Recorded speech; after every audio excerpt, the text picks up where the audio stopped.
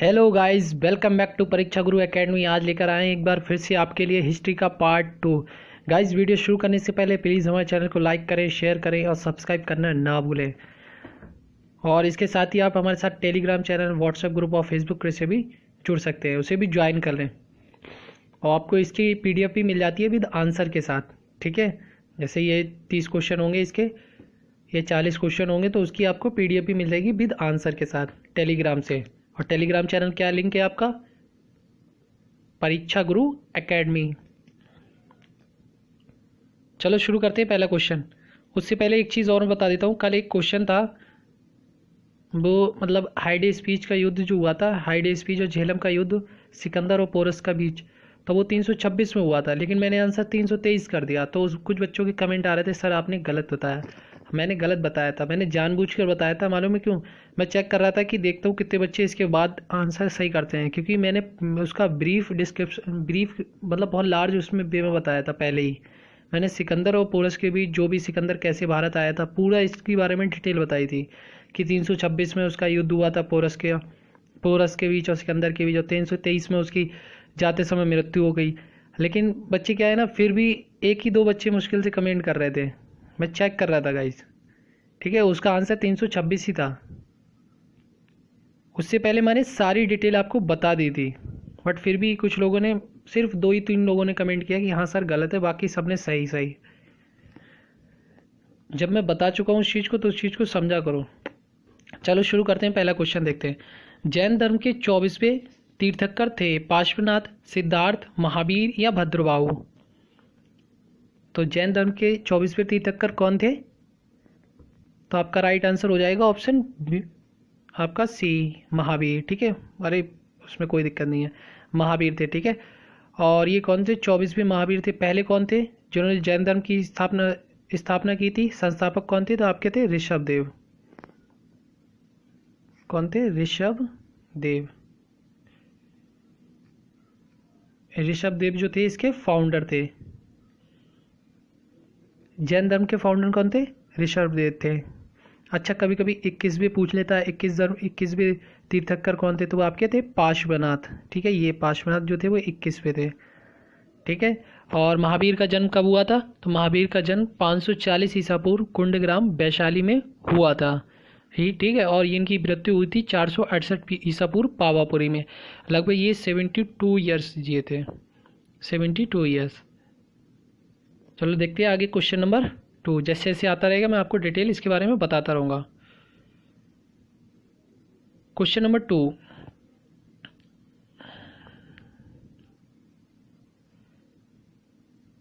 महावीर ने जैन धर्म में पूर्व से प्रतिपादित 4 महाव्रतों में कौन सा 5वां व्रत जोड़ा?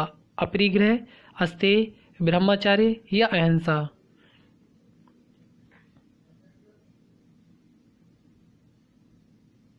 तो इसका राइट आंसर हो जाएगा ऑप्शन सी, ब्रह्मचार्य, जो कि महावीर ने 5वां व्रत ये जोड़ा था। इससे पहले आपके 4 थे। सत्य, नंबर 1 सत्य, फिर अहिंसा, फिर अस्तेय, फिर अपरिग्रह, और फिर उसके बाद 5वां जोड़ा था आपका महावीर स्वामी ने, ब्रह्मचार्य। हालांकि इसमें बहुत काफ़ी विवाद भी हुआ था, लेकिन बाद में ये जैन धर्म में स्वीकार कर लिया गया, ठीक है। जो 23 आपके, वो 4 आपके जो व्रत हैं, वो आपके 21वें तीर्थंकर पार्श्वनाथ ने ही बताए थे इससे पहले, और 5वां जो बताया था वो महावीर ने। क्वेश्चन नंबर 3, जैन धर्म में त्रिरत्न है, सम्यक श्रद्धा, सम्यक ज्ञान, सम्यक आचरण या उपयोक्त सभी? तो जैन धर्म में त्रिरत्न कौन से हैं? सम्यक श्रद्धा या सम्यक दर्शन भी बोल सकते हैं, ठीक है। सम्यक दर्शन।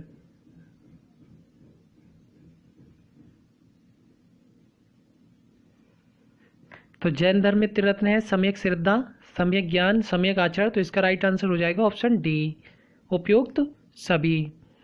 त्रिरत्न के बारे में बौद्ध धर्म में भी त्रिरत्न है, बौद्ध धम्म संघ। त्रिरत्न जो होते हैं वो आपका इन्हें जीने के बारे में बताना, ये त्रिरत्न इनका कहलाता है। मैंने आपको आसान भाषा में समझा दिया। क्वेश्चन नंबर 4 देखते हैं। महावीर ने किस भाषा में उपदेश दिया? प्राकृत, संस्कृत, हिंदी या द्रविड़? तो महावीर स्वामी ने किस भाषा में उपदेश दिए थे? तो आपका राइट आंसर हो जाएगा ऑप्शन ए, प्राकृत भाषा में। तो महावीर स्वामी ने प्राकृत भाषा में उपदेश दिया। क्वेश्चन नंबर 5, महावीर का जन्म कहाँ हुआ था? वैशाली, राजगीर, पाटलिपुत्र या पावापुरी?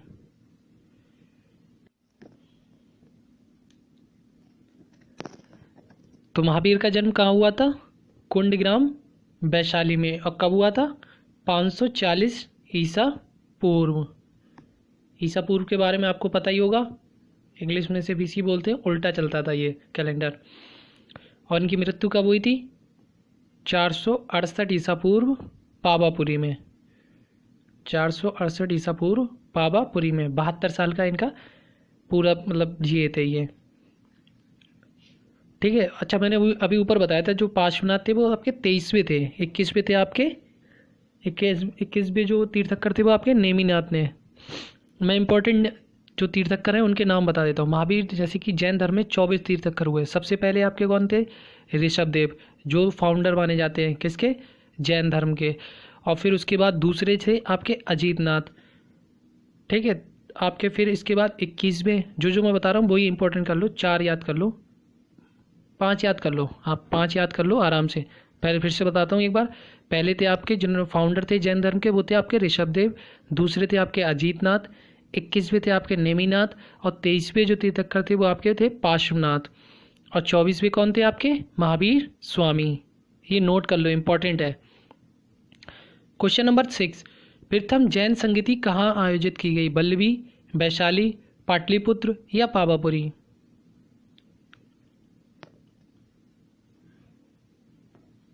तो प्रथम जैन संगीति कहाँ पर आयोजित की गई और किसकी अध्यक्षता में की गई? तो इसका राइट आंसर हो जाएगा ऑप्शन सी, पाटलिपुत्र में। और आपकी स्थूलभद्र की अध्यक्षता में की गई। और ये कब की कब गई?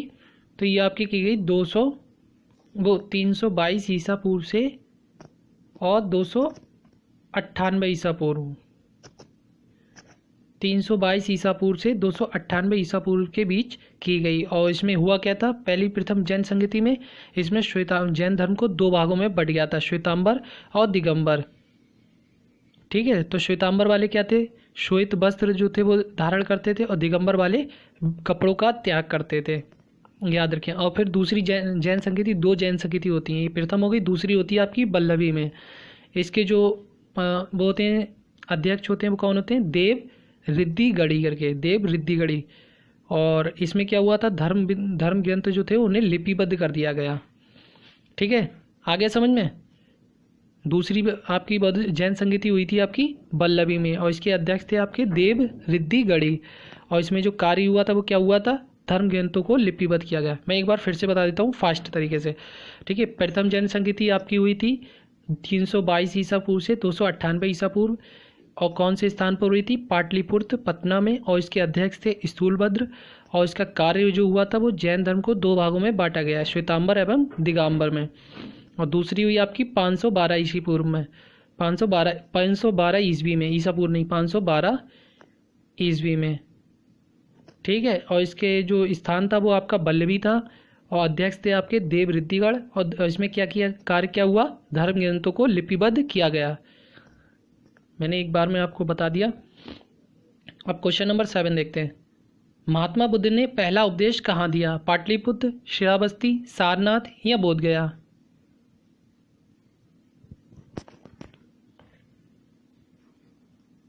तो कहाँ पर दिया पहला उपदेश?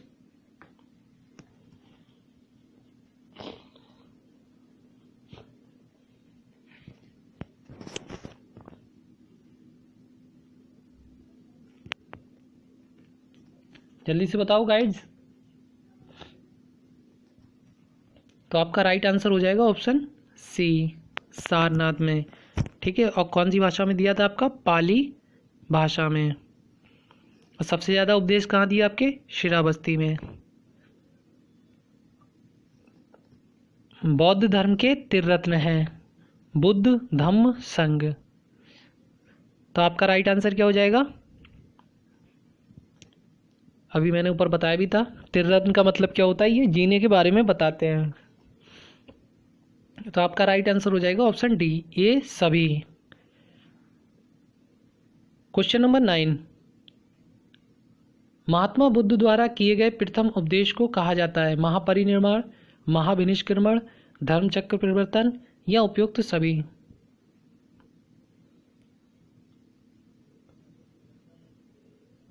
तो महात्मा बुद्ध द्वारा किए गए प्रथम उपदेश को क्या कहा जाता है? तो आपका राइट आंसर हो जाएगा ऑप्शन सी, धर्म चक्र परिवर्तन। चलिए मैं कुछ बता देता हूँ। सबसे पहले आपका जो उपदेश देना उसे क्या बोला गया? बुद्ध मतलब महात्मा बुद्ध ने उसे क्या कहा? धर्म चक्र परिवर्तन। उसके बाद घर त्यागने को क्या बोला? घर त्यागने को क्या बोला आपका? घर त्याग को आपको बोला महाविनिष्क्रमण, गृह त्याग, ठीक है। और जो आपका मृत्यु हो जाती है उसे क्या बोला जाएगा? महापरिनिर्वाण। इसे आप थोड़ा इस तरीके से याद कर सकते हैं, जैसे कि उन्होंने उपदेश देंगे तो कोई अपने धर्म के बारे में बताया महात्मा बुद्ध ने, बुद्ध धर्म के बारे में, तो उसे क्या बोल देंगे? धर्म चक्र परिवर्तन। और जब उन्होंने गृह त्याग करेंगे तो उसे क्या बोलेंगे? महाविनिष्क्रमण। और जब मतलब प्राण निकल जाएंगे तो उसे क्या बोलेंगे? महापरिनिर्वाण। आगे समझ में? चलो बढ़ते आगे क्वेश्चन नंबर 10 की ओर। बुद्ध के सबसे प्रिय शिष्य थे उपाली, आनंद, सर्वकामी या वसुमित्र? इसमें देखते कितने लोग आंसर देते हैं सही। तो बुद्ध के सबसे प्रिय शिष्य कौन थे?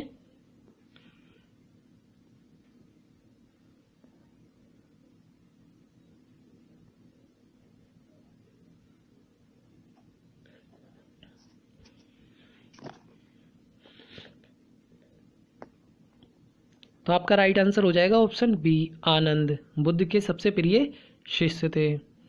चलिए मैं कुछ बुद्ध से रिलेटेड एक चीज़ और बता देता हूँ। बुद्ध के सारथी का जो नाम था वो आपका क्या था? छंद। बुद्ध के सारथी का नाम छंद था और इनके घोड़े का नाम क्या था?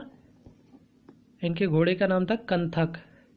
बुद्ध के सारथी का नाम छंद था और घोड़े का नाम कंथक था। कभी कभी ये भी पूछ लिया जाता है। अच्छा, महात्मा बुद्ध के बारे में पता होगा, मैं एक बार फिर से बता देता हूँ फास्ट तरीके से। महात्मा बुद्ध का जन्म 583 ईसा पूर्व, कब? वो 563 ईसा पूर्व। महात्मा बुद्ध का जन्म जो हुआ था आपका कब हुआ था? 563 ईसा पूर्व, लुम्बिनी ग्राम कपिलवस्तु में हुआ था। कहाँ हुआ था इनका जन्म? लुम्बिनी ग्राम कपिलवस्तु में हुआ था। इनकी मृत्यु कब हुई थी? तो 483 ईसा पूर्व, 483 ईसा पूर्व कुशीनगर में, ठीक है। चलो बढ़ते हैं आगे क्वेश्चन नंबर 11 की ओर। और जैसे जैसे इनकी जानकारी आती रहेगी कि इनके पुत्र का नाम, पिता का नाम, माता का नाम, मैं वो भी बताता रहूँगा। चंद्रगुप्त मौर्य का प्रधानमंत्री था चाणक्य, मेगस्थनी, तुशास्क या उपगुप्त?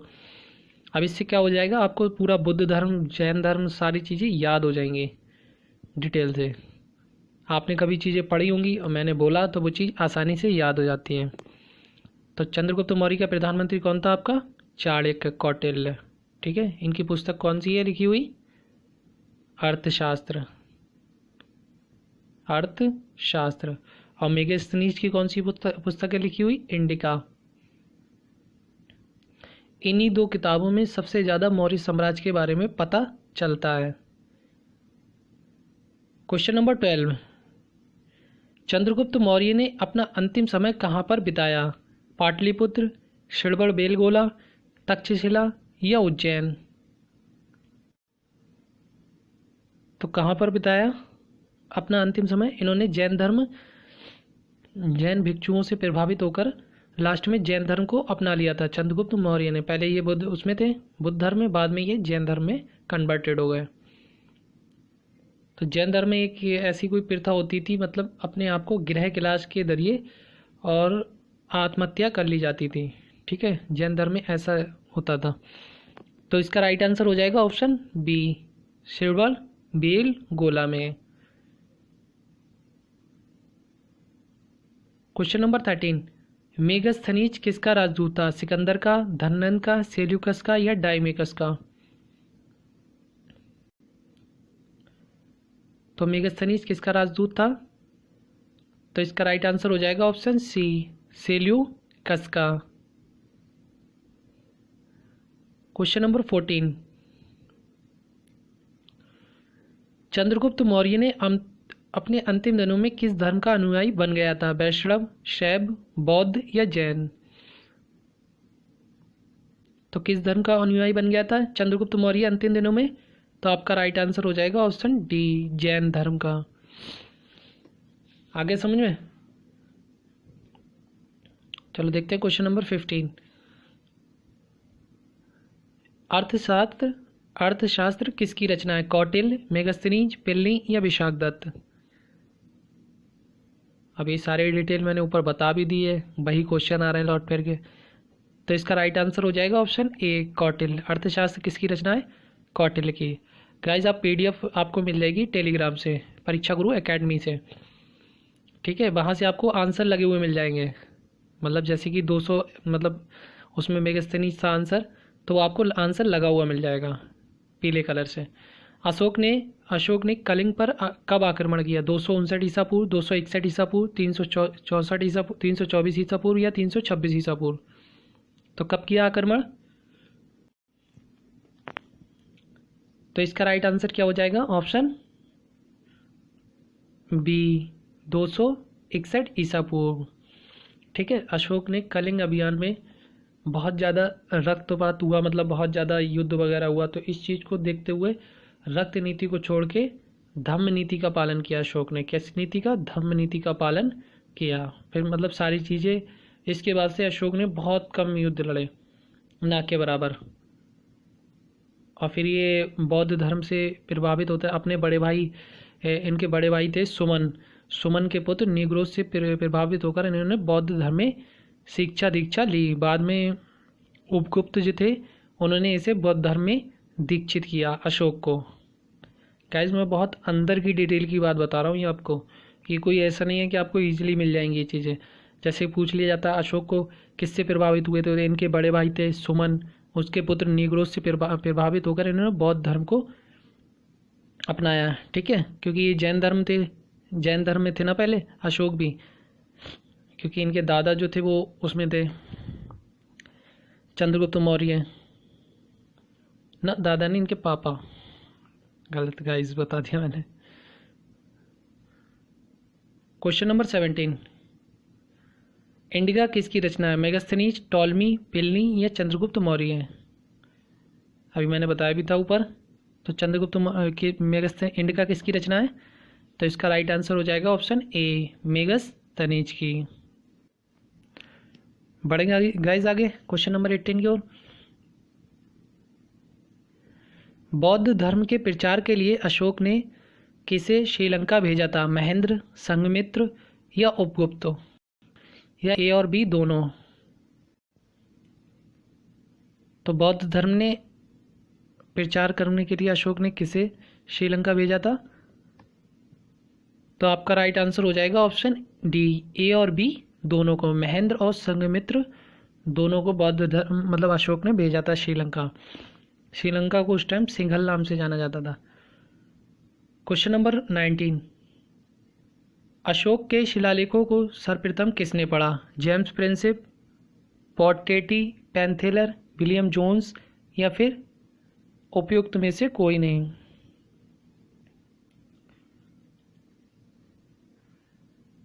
तो इसका राइट आंसर क्या हो जाएगा? ऑप्शन ए, जेम्स प्रिंसिप ने, ठीक है। 13वें शिलालेख से, अशोक के 13वें शिलालेख से उसके कलिंग युद्ध अभियान के और उसके जो हृदय परिवर्तन होता है उसकी जानकारी मिलती है अशोक के 13वें शिलालेख से। देखिए सबसे पहले अशोक के शिलालेख की खोज जो की थी वो आपका पाटेदी या टी पैंथेलर ने की थी, लेकिन जो पढ़ा था अशोक के शिलालेख को वो सबसे पहले जेम्स प्रिंसिप ने पढ़ा था। क्वेश्चन नंबर 20, सांची के स्तूप का निर्माण किसने करवाया था? बिंबिसार, अशोक, बिंदुसार या पुष्यमित्र शुंग? तो सांची के स्तूप का निर्माण किसने करवाया था? तो ऑप्शन बी अशोक ने। ठीक है, और यह है कहाँ पे आपका? मध्य प्रदेश में, एमपी में। ठीक है, ये स्तूप होता क्या था? स्तूप ये होता था मतलब एक पूरा कमरा टाइप का या पूरा उस टाइप का बना दिया जाता था, तो वहाँ पे बुद्ध धर्म से रिलेटेड शिक्षा दी जाती थी और उसके बारे में प्रचार प्रसार होता था। क्वेश्चन नंबर 21, चंद्रगुप्त मौर्य की सैंडो कोड्स के रूप में पहचान किसने की? स्मिथ ने, विलियम जोन्स ने, जॉन फिलिप ने या जेम्स प्रिंसिप ने? तो चंद्रगुप्त मौर्य की सैंडो कोड्स के रूप में पहचान किसने की?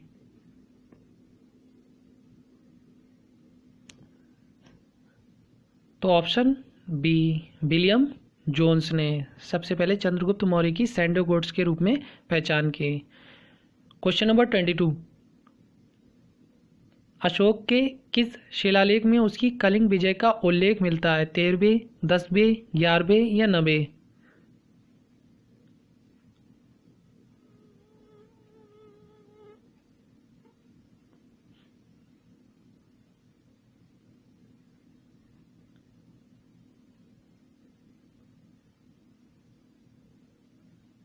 तो क्या हो जाएगा इसका राइट आंसर? ऑप्शन ए 13वें। अभी मैंने बताया था जो आपका कलिंग अभियान युद्ध होता है उसके बाद से अशोक जो है काफ़ी चेंज हो जाते हैं और धम्म नीति का पालन करते हैं। मतलब जो रक्तपात वगैरह होता है उसे छोड़ के धम्म नीति का पालन करते हैं, और जो हृदय परिवर्तन होता है वो भी इसके बारे में बताया गया 13वें शिलालेख में। इनकी भाषा क्या होती थी शिलालेखों की?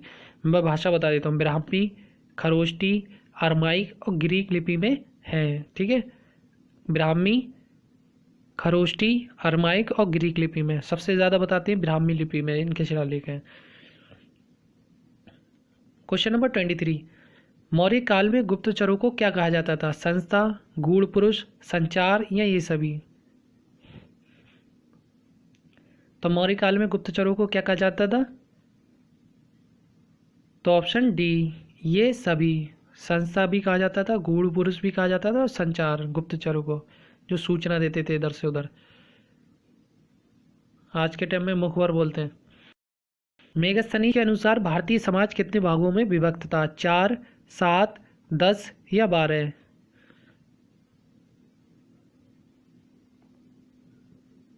तो कितने भागों में विभक्त था भारतीय समाज उस टाइम, वर्तमान मतलब तत्कालीन में? तो राइट आंसर हो जाएगा ऑप्शन बी 7 भागों में विभक्त था। क्वेश्चन नंबर 25, चंद्रगुप्त मौर्य के महल के अवशेष कहाँ से मिले हैं? कुम्भलहार पटना, चंपा अंग, कौशाम्बी या उज्जैन? तो चंद्रगुप्त मौर्य के महल के अवशेष कहाँ से मिले हैं? तो आपका राइट आंसर हो जाएगा ऑप्शन ए कुम्भलहार पटना से चंद्रगुप्त मौर्य के महल के अवशेष मिले हैं। इसका स्क्रीनशॉट ले लो, इंपॉर्टेंट क्वेश्चन है ये, किसी ना किसी एग्जाम में ज़रूर आएगा ये क्वेश्चन। ले लिया? चलो बढ़ते हैं आगे क्वेश्चन नंबर 26 की ओर। अशोक के धम्म की परिभाषा कहाँ से ली गई? ऋग्वेद, आचरांग सूत्र, राहुलोबाद सूत्र या अथर्ववेद से? तो अभी मैंने ऊपर बताया भी था इसके बारे में। तो अशोक के धम्म की परिभाषा कहाँ से ली गई? तो ऑप्शन सी राहुलोबाद सूत्र से। क्वेश्चन नंबर 27, मौर्य काल में प्रचलित बिस्टी था? धार्मिक कर, भूमि कर, सिंचाई कर या निःशुल्क श्रम?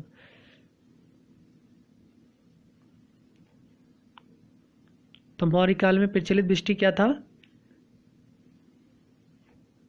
तो ऑप्शन डी निःशुल्क श्रम। चलो बड़े आगे क्वेश्चन नंबर देखते हैं 28। भारत में सर्वप्रथम सोने के सिक्के किसने चलाए? कुषाण, इंडो ग्रीक, शक या मौर्य? तो भारत में सर्वप्रथम सोने के सिक्के किसने चलाए? इसके बारे में भी मैं आपको बता दूंगा डिटेल से। तो इसका राइट आंसर हो जाएगा ऑप्शन बी, इंडो ग्रीक या हिंदू यूनानी भी बोला जाता है इन्हें, ठीक है, नोट कर लेना ये क्वेश्चन। हिंदू यूनानी भी बोला जाता है। इन्होंने सर्वप्रथम सोने के सिक्के चलाए। लेकिन अगर पूछा जाए प्योर मतलब शुद्ध सोने के सिक्के किसने चलाए, शुद्ध सोने के सिक्के किसने चलाए, तो आपके सातवाहन वंश ने, ठीक है, किसने, सातवाहन वंश ने। और अगर ये पूछा जाए, नहीं सातवाहन वंश नहीं है यार, गलत बता दिया मैंने, एक मिनट। हाँ, तो सबसे पहले सोने के सिक्के किसने चलाए, ऑप्शन बी, इंडो ग्रीक या हिंदू यूनानियों ने, ठीक है। उसके बाद प्योर शुद्ध सोने के सिक्के किसने चलाए, आपके कुषाण वंश के शासकों ने। शुद्ध सोने के सिक्के कुषाण वंश के शासकों ने चलाए। और क्या नाम है, सबसे ज्यादा सोने के सिक्के किसने चलाए, तो आपके चलाए गुप्त काल में, गुप्त काल में। आ गया समझ में? यस सर के कमेंट करो, सर आ गया समझ में। याद रखना, ये नोट कर लेना क्वेश्चन।